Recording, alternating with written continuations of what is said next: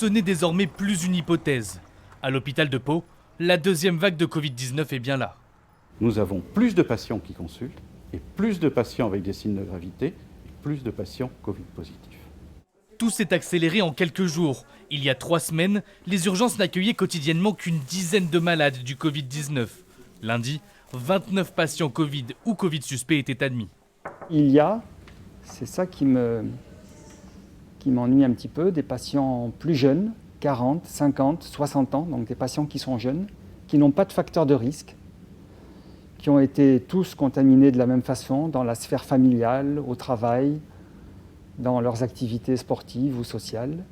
Et c'est cela qui nous inquiète, comme les autres, mais encore plus, parce qu'ils sont évidemment tous éligibles pour la réanimation.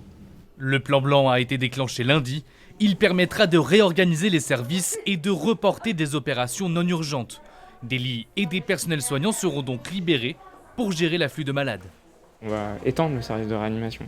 Dans un premier temps, en transformant les lits de surveillance continue en lits de réanimation, et puis on va l'étendre en collaborant avec nos collègues de la clinique Navarre, qui vont eux aussi déprogrammer petit à petit, et ce qui va permettre d'accueillir des patients de surveillance continue qui sont habituellement pris en charge à l'hôpital de Pau, à la clinique. Un travail colossal pour les personnels soignants qui n'ont pas pu se reposer entre les deux vagues.